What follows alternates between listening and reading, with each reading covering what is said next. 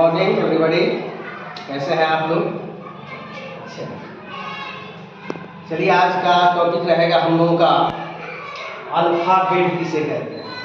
अंग्रेजी में अल्फ़ाबेट किसे कहेंगे हम, इसके बारे में देखेंगे। अंग्रेजी की सबसे छोटी इकाई को अल्फ़ाबेट कहते हैं। अंग्रेजी की सबसे छोटी इकाई को अल्फ़ाबेट, और इस अल्फ़ाबेट की हिंदी होती है वर्णमाला। क्या होता है? वर्णमाला। वर्णमाला अंग्रेजी की सबसे छोटी इकाई को वर्णमाला कहते हैं। हर भाषा में सबका अपना अपना वर्णमाला होता है। हिंदी में भी होता है, इंग्लिश में भी, एक जिसको हम अंग्रेजी में अल्फ़ाबेट कहते हैं। अंग्रेजी में इसकी संख्या 26 होती है। वर्णमाला की संख्या, अल्फ़ाबेट की संख्या अंग्रेजी में 26 होती है, ए से लेकर जेड तक, ABCD।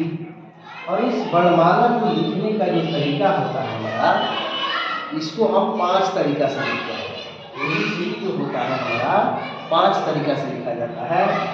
एक, छापे का छोटा अक्षर, छापे का बड़ा अक्षर, छापे का लिखावट का बड़ा अक्षर, लिखावट का छोटा अक्षर, और एक कर्सिव। सब मिलाकर 5 तरीका से इसे हम लिखते हैं। नेक्स्ट बात कह रहा है कि द स्मॉलेस्ट यूनिट, इंग्लिश में the definition of alphabet in English. The smallest unit of English मतलब अंग्रेजी की सबसे छोटी है। स्मॉलेस्ट लगा हुआ है, तो स्मॉलेस्ट का मतलब होता है सबसे छोटा। तो अंग्रेजी की सबसे छोटी इकाई, यूनिट का मतलब इकाई, इज कॉल्ड अल्फाबेट। इसको हम अल्फाबेट कहते हैं, अर्थात अंग्रेजी की सबसे छोटी इकाई को अल्फाबेट कहते हैं। ठीक है, अगर आगे बढ़ा जाए तो इस अल्फाबेट को अंग्रेजी में वोवेल और कॉन्सोनेंट बांटा गया है, जो कि आप जानते हैं कि 5 वोवेल्स जो होते हैं इनकी संख्या होती है कितनी? 5। और कॉन्सोनेंट की संख्या अब 26 टोटल है, 26 में से 5 घटा देंगे कितना होगा? 21। कॉन्सोनेंट 21 और वोवेल 5। वोवेल की हिंदी होती है स्वर वर्ण, और कॉन्सोनेंट की हिंदी होती है व्यंजन। एक बात और देखिए, हम लोग इसमें ये भी सीखेंगे, इंग्लिश में 26 होता है। इंग्लिश में अल्फ़ाबेट की संख्या 26 होती है, और हिंदी में देखिए आसान है कितना, इसमें जबकि हम लोग लगा जाते हैं दुगुना कर देते हैं। इंग्लिश का दुगुना कर दीजिएगा, 26 दूनी कितना होता है? 52। मतलब ये 52 हो गया। हिंदी में अल्फ़ाबेट की संख्या, वर्णमाला की संख्या हिंदी 52। ओके, अब इसके बाद देखेंगे हम वर्ड के बाद। जब हम अल्फ़ाबेट को मिला देते हैं, ये कह रहा है कि अंग्रेजी की सबसे छोटी इकाई जो है उसको हम अल्फ़ाबेट कहते हैं। आप जब बैठ रहे हैं पढ़ने, उस परिस्थिति में किताब कॉपी और एक कलम लेकर जरूर बैठें। उसमें कुछ इम्पोर्टेंट बातें ऐसी आएंगी जिसको लिख पाना सब कुछ बोर्ड पर पॉसिबल नहीं होगा, इसको आप कॉपी में मेंशन कर लेंगे, बेहतर होगा। तो अभी हमने क्या देखा? अल्फ़ाबेट। ओके, अब हम चलते हैं, जब इन अल्फ़ाबेट्स को हम आपस में मिला देते हैं, जैसे मान लीजिए ए से लेकर के जेड तक अल्फ़ाबेट हमारा आया, हमने क्या किया? इसको मिला दिया। चलिए, APPLE, ये एक शब्द बन गया।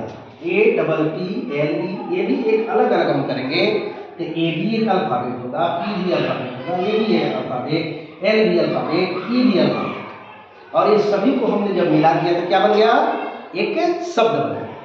तो जैसे एप्पल हो गया, मैंगो हो गया, MANGO। अब आम का सीजन चल रहा है, मैंगो का नाम सुन करके आपको लगता होगा कि हम कुछ खा लेते। चलिए ठीक है, मैंगो। उसी तरह से बुक है, पेन है। अब देखिए, हम देखेंगे इसको बनता कहाँ से है। It means what is word, शब्द क्या है? वर्णों के मेल से ये वर्ड बना है। ये वर्ड जितने हम बताए हैं ए से लेकर जेड तक, ये बने हुए स्वतंत्र एवं सार्थक ध्वनि समूह को शब्द कहेंगे। देखिए इसमें बात आती है स्वतंत्र एवं सार्थक ध्वनि। स्वतंत्र का मतलब किसी दूसरे पर डिपेंड नहीं है, सार्थक का मतलब जिसका अपना कोई अर्थ होता है। तो अब हम चलते हैं, जैसे लिखते हैं CAT, क्या है, एक शब्द बना, इसी को हम लिखते हैं TAC। सभी लेटर्स उसमें है, लेकिन एक टैग का मतलब होता है बी। ये तो एक सार्थक अर्थ दिया, लेकिन TAC का अर्थ कोई नहीं होता है, इसीलिए यह निरर्थक शब्द कहलाता है।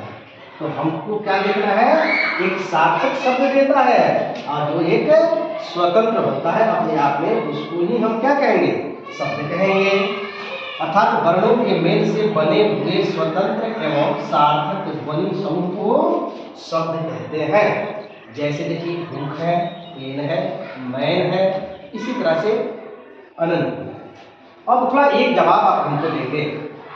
अभी तो हमने बताया आपको कि अल्फाबेट की संख्या 26 है, क्या शब्दों की संख्या बता सकते हैं कितनी है? बोलिए, कमेंट कीजिए, कितना होगा?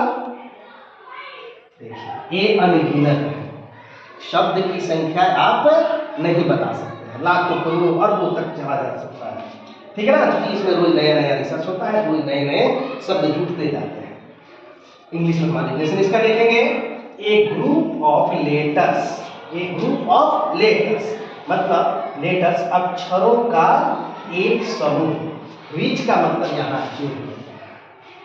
जो मैक्स ए कंप्लीट सेंस, जो एक कंप्लीट पूर्ण भाव देता है, इज कॉल्ड ए वर्ड, उसे हम वर्ड कहते हैं।